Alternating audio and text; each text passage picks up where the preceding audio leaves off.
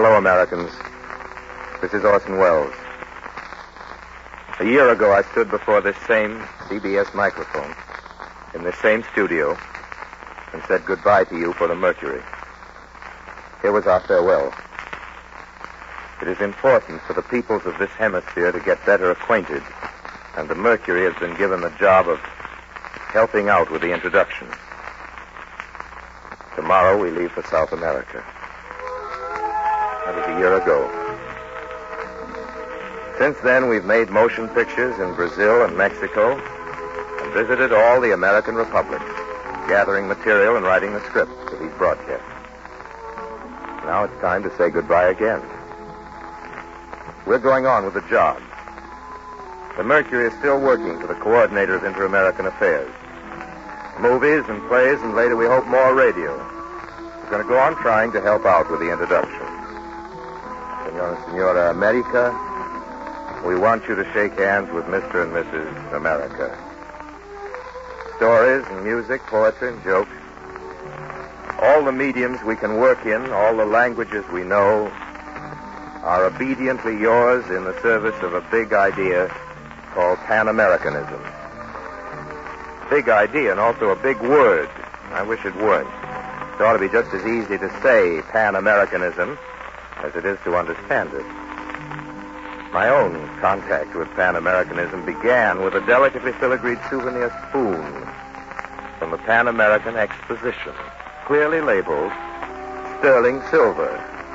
At the inquisitive age of 7, I found this tiny spoon among my grandmother's jealously guarded treasures in the old glass reliquary in the living room, along with a dance program which, curiously enough, did not have my grandfather's name in it, and the prescription for an asthma remedy.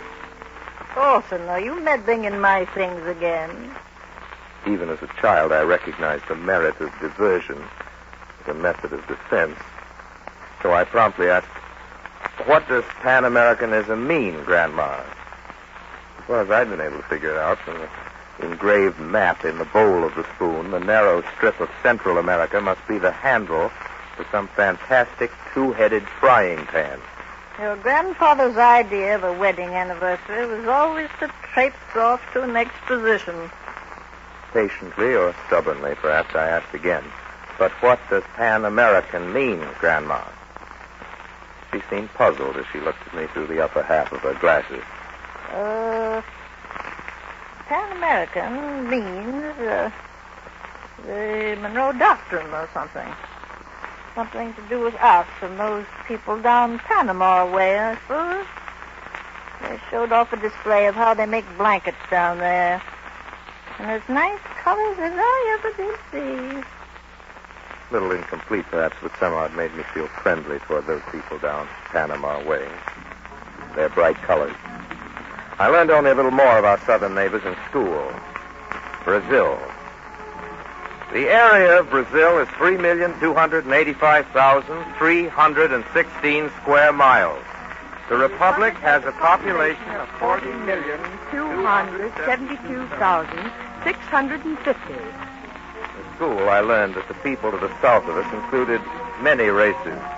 Portuguese, Italian, Spanish, German, Russian, Negro, Indian, and some Irish. Very much like our own classroom. Miranda? Vanity? Garcia? O'Leary? Present. Smith? Present. Well, Present and so forth. we will all face the flag. I pledge allegiance to the flag of the United States of America and to the republic for which it stands, one nation, indivisible, with liberty and justice for all. It was later, much later, that I learned about the tango. I went to the movies, read books. I was told of dark-eyed senoritas, of pampas moons, gauchos, and wild palomino ponies. Then I learned the rumba. I heard about Latin lovers and the barbarous jungles, fiestas, bandits, revolutions, and tamales, hot tamales. Somehow the feeling of friendliness I'd known as a child escaped me. I was a gringo, and my friends from down Panama way were Latins. A gulf wider and deeper than the Rio Grande separated me from my neighbors, them from me. If I can only begin to tell you tonight how shallow and narrow that gulf really is, I will have accomplished what it took me a journey through our entire hemisphere to realize. Como vai você, José? Então, como vai passando sua senhora e crianças? O que é que você pensa a respeito das últimas notícias enviadas de Casablanca, hein? You know what that means? It means, hello, Joe, what do you know? How's the wife and kids? And what do you think of the news from Casablanca? Tú sabes, chiquito, que hay una guerra y tengo que luchar. Espéreme. That's the way a Mexican boy says, listen, sweetheart, I got to enlist. You understand. Wait for me.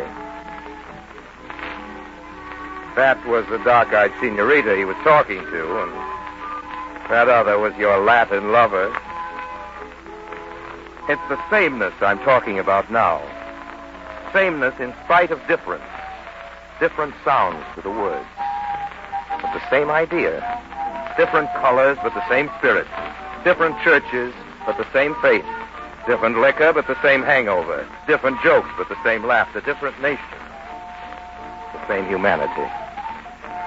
Thank God for the differences, because it's out of those differences that culture grows, and grows big in all directions at once. Thank God for the southern drawl and the Yankee twang. Thank God for samba and swing, for baseball and bullfights, for the poets and the painters, for Mexico's Orozco, for Portinari of Brazil, Queiroz of Argentina. Thank God for Walt Disney and Cantinflas, El Gran Otelo, Carmen Miranda. Thank God for Chavez and Villalobos and 1,000 unknown troubadours who improvised the people's songs. Thank God for Mark Twain and Mickey Rooney and all the others, living and dead, whose different voices are heard in our hemisphere, voices whose eternal sameness is contained in the tremendous proposition that all men are created equal. The very foundation of peace on earth is understanding between men. Strong magic acknowledging no time and space. The understanding that comes with knowledge is a perfect time machine. You can twist the dial of history and listen in wherever you like. For instance, let's say we want to tune in on the city of Washington, D.C., the year 1816. On America be heard. Will the senator yield to the gentleman from Kentucky? John Randolph has been ridiculing a junior senator by the name of Henry Clay, who spoke for a diplomatic mission to South America. Mr. Clay's enthusiasm is a fervor recently acquired in Europe. A spirit which is out of place in the United States of America. The differences between the American nations are too great, socially, economically, and politically. The holdouts say those same things today. But the differences they talk about are just the ones you'll find in any of our own large cities. The people seem to get along all right. Any New York subway car is an international express. No one's really killed in the rush. Pan-Americanism is an unnatural movement. Mr. President. I recognize Senator Sharp of Kentucky. Mr. President, I wonder how many colleagues can be the spectators of a struggle for liberty and independence by any portion of the human family and feel indifferent of the result. Will the senator yield? The senator will gladly yield to Henry Clay. Thank you, Mr. Sharp. Mr. President, it was the doctrine of kings, but man was too ignorant to govern himself. It was the doctrine of kings that man was too ignorant to govern himself. Bolivar speaking. Simon Bolivar, in South America, the liberator. He stands framed against the clean, cold sky as he reads to his men. It was the doctrine of kings that man was too ignorant to govern himself. I maintain that an oppressed people are authorized whenever they can to rise and break their fetters. Those are the words I bring you from a senator of the United States Congress, Henry Clay. The wind blew across the mountains with the sound of Spanish cannon. and snapped the black streamer which flew from Bolivar's lance. The men shifted their weight, watching the emblem on the streamer, a skull and bones, with the words of Patrick Henry, liberty or death. My friends, these words from our neighbor to the north give final assurance that we do not fight in vain. America, already I see it serve as a bond, as center, as emporium to the human family. May God grant that we may install a Congress here to study the high interest of peace and war with the other nations of the world.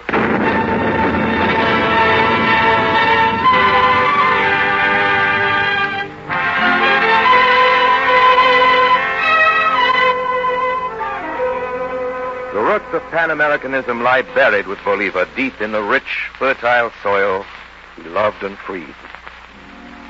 Let's turn the dial of history again, past the failure of Bolivar's assembly at Panama, 1826, past the narrow national errors and misinterpretations of the Monroe Doctrine. Let's tune in on the most spectacular year, 1889, Washington, D.C. October 2nd, 1889. I call to order the first Pan-American Conference.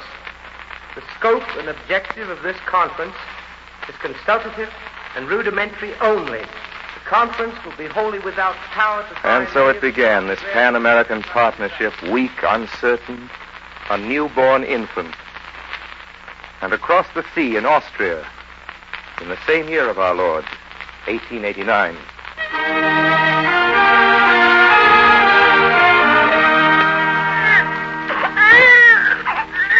It's a fine boy, Liebchen, a fine boy. Look how he holds his head up already. He'll make his mark, this boy will. You'll be proud to have delivered this child, Herr Doctor.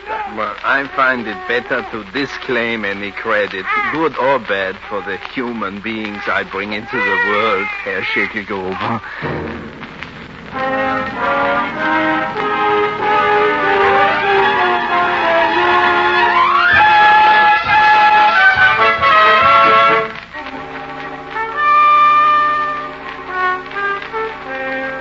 1889. The birth date of two infants who were to grow into mortal enemies, Pan-Americanism and Adolf Hitler, née Schickelgruber.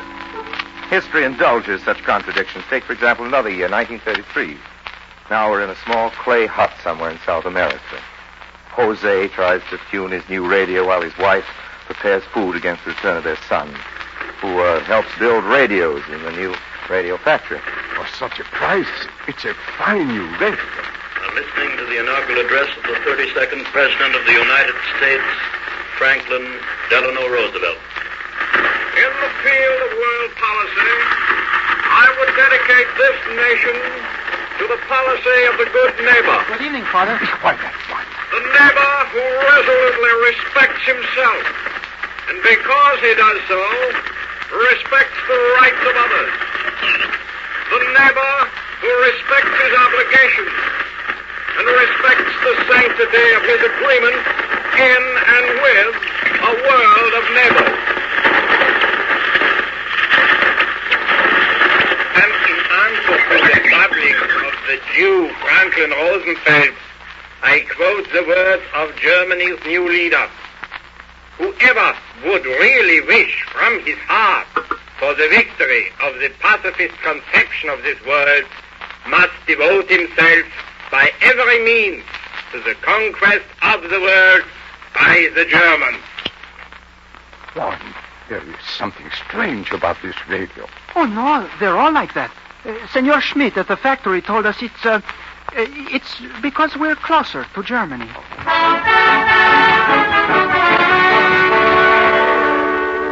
Don't worry, Juan has learned. Today he works in another factory and he's a member of the Latin American Confederation of Workers. I'd like you to hear what Vicente Lombardo Toledano, the head of the Confederation, told me in Mexico. We have joined the United States and the other people fighting in the Orient and in Europe against Hitler and accomplices. There can be only two attitudes, against Hitler or in favor of Hitler. It is absurd to speak of neutrality because the neutral is but an ambushed fascist cynical and cowardly.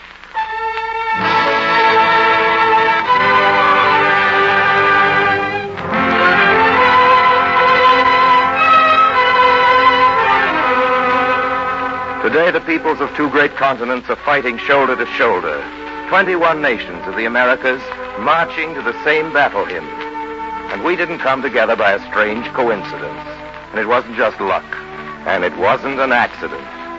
We men and women of the Americas came together out of a common heritage, a tradition planted 100 years deep. We were born out of revolution, all 21 of us. And we cut our teeth on a Declaration of Independence. Today we're still fighting the same fight. Good neighbors thrown together to protect their homes, that's the picture. People, just plain people. Plenty of personal problems, going their own way, never getting to know their neighbors except for a good morning and a nice day, isn't it? Lots of us never knew that man who's the air raid warden till he dropped in to look over the house one evening about a year ago. And it's the same way with nations. Friendly, know each other's names. That's about all. Then comes the crisis. A fire, an air raid alert. And over a single night, acquaintances become friends. Neighbors become allies and comrades in arms. Sometimes it doesn't take a crisis. I remember in Mexico seeing a young girl with a group of tourists in the United States. She was so carried away by a passion for flowers that she found herself without enough centavos to pay for the orchids, gardenias, and carnations she'd selected. I was asked to interpret, and it was only after I'd pushed through the group of tourists that I saw the face of the little flower girl. She smiled such a smile as I will never forget. It was as though she had been confronted with a miracle. I found she understood the situation. Si le gustan guarias, niña. Literally translated, the young lady says, if you like them, keep them, little one. But she can't afford. The gringa tried to give the flowers back, but the Indian girl would have no part of it. She was genuinely delighted to find the gringa had a heart like herself, and that she loved her flowers. Flowers of Mexico. Here. Ask her to take this scarf. But before I could speak, the Indian girl had refused. No, niña. Es un regalo. When I told the gringa the flowers were a gift, she understood. I think we all understood. The paisanita just discovered that gringos have souls, that they're human beings, but nothing stands between them and us. America, all of it. That big two-headed frying pan. My grandmother's souvenir spoon. America's recognizing its unity of purpose. Sometimes slowly out of the necessity of crisis, more often through the recognition of a common destiny. Not the manifest destiny of Yankee imperialism and gringo superiority, but the destiny conceived by Bolivar, a great cultural and economic, political and intellectual partnership of equal nations. On the docks of Baltimore and New York, the longshoremen speak with surprise of a new and startling phenomenon. I don't get it, Pop. What is all this stuff? It's a factory, that's what it is, son. You mean I'm lifting a whole blasted factory? That's right, son, a whole blasted factory. From conveyor belts to time clocks. Last month, the first of some 500 factories we weren't using for the war were shipped out of Baltimore for Latin America. That's the good neighbor policy. That's inter-American democracy, as my good friend Luis Quintanilla, the Mexican ambassador to the Soviet Union, sees it. Not only the formal, theoretical, political democracy of our several constitutions, but the natural, tangible economic democracy in our people's way of living. Pan-Americanism submits that being a nation is a dignity, a trust, a responsibility. That being a nation is a highly professional matter involving the highest professional ethics. Professional people don't have rivals or competitors, but colleagues. Each individual stands to gain by the good professional and ethical conduct of every other individual in the society. Colleagues understand the necessity of not resorting to brass knuckles as instruments of policy. Well, what do they settle their arguments with then? What do you do if someone sues your friend? Beat his brains out? No. I get a lawyer or leave town. Nations can't leave town. So, in a manner of speaking, they get a lawyer. Several South American disputes have been settled by mediation, arbitration, and conciliation. And that's only the beginning. Science and knowledge are breaking through the barriers of time and space. Only a short while ago, our president and commander-in-chief conferred with Winston Churchill in North Africa. Today, he's in Brazil. Men are learning to think in 3 dimensions.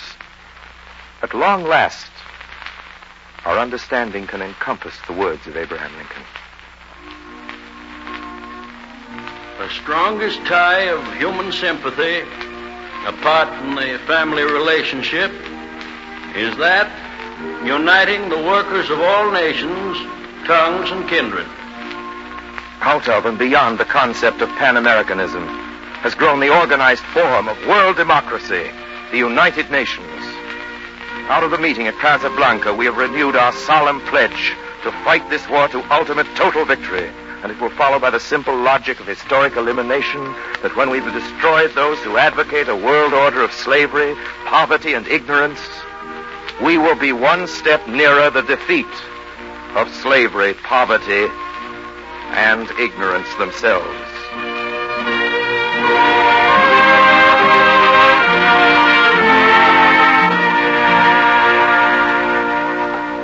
Over the Americas, over the continents and waters of the Western world, watches a spirit.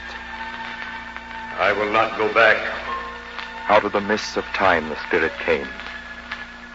In the beginning, there was universal ooze, and monsters roamed the uncertain earth. Incredible reptiles haunted the world, and there was no man. Then they died. Great reptiles had their dim, their mighty day, and died. Then came the jungles. I was a bowed and hairy thing, monstrous and witless life, till something happened. I lifted myself on my knuckles, brute that I was, trying to stand, lifting myself on my wrists, pushing myself up on my knuckles. And this took 1,000,000 years or more. But I stood up. I stood.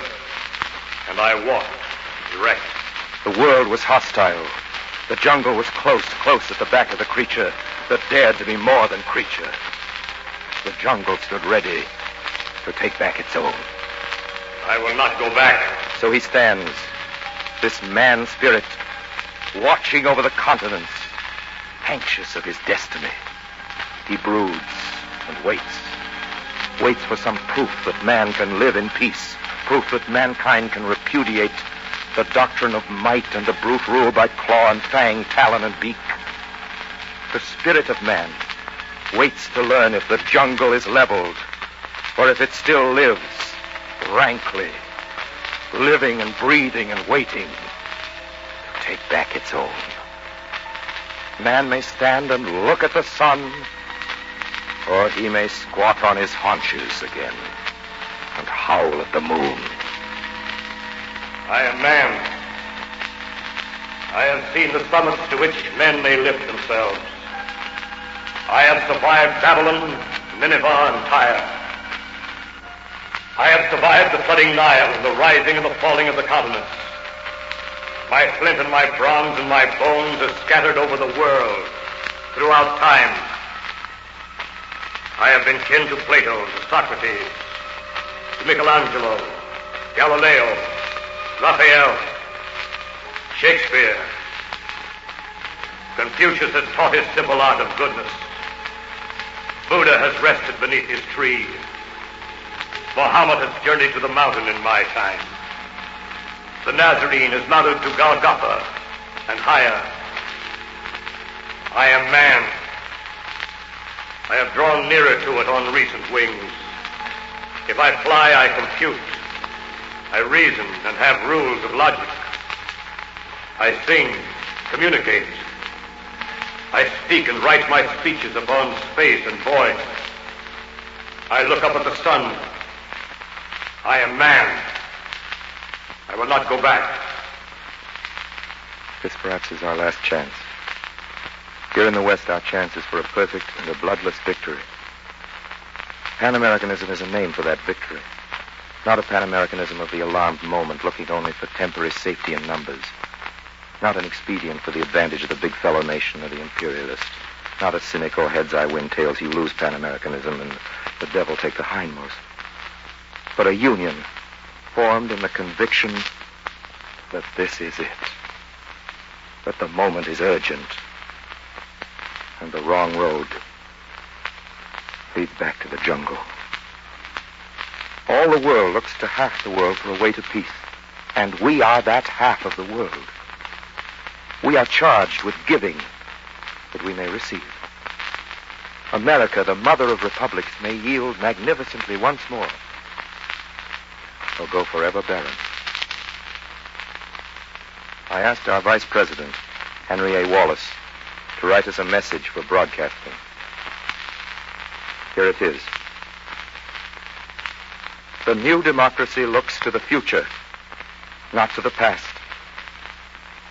It looks to the rich soil and bright sunshine of America for strength.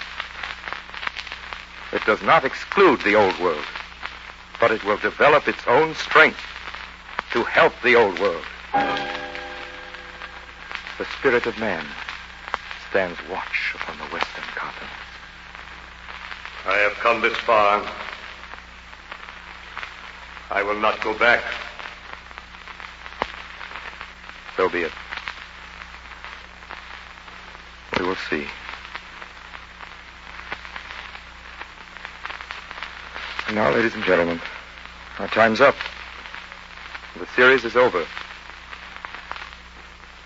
The Mercury Theater and the Office of the Coordinator of Inter-American Affairs extends sincerest thanks to the Columbia Broadcasting System for making these programs possible. Your obedient servant thanks Lucien Marowek for his music and Vlad Gluskin for conducting it.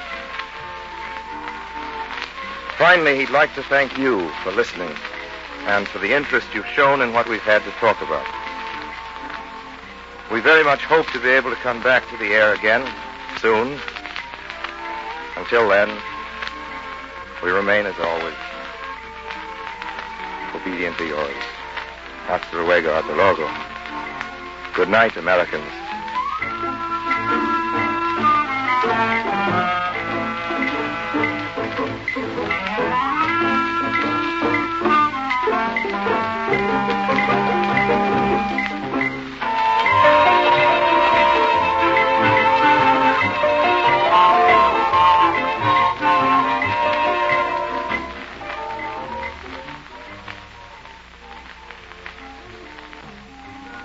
You have been listening to the concluding program in a series about the Other Americas, in which the Columbia Broadcasting System has presented Orson Welles and the Mercury Theater.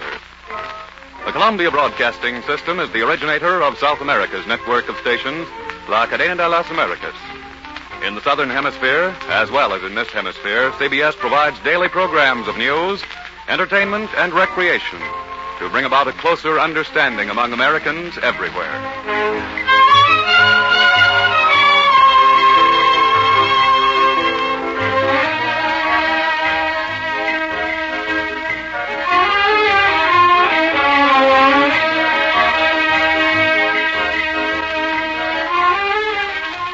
This is the Columbia Broadcasting System.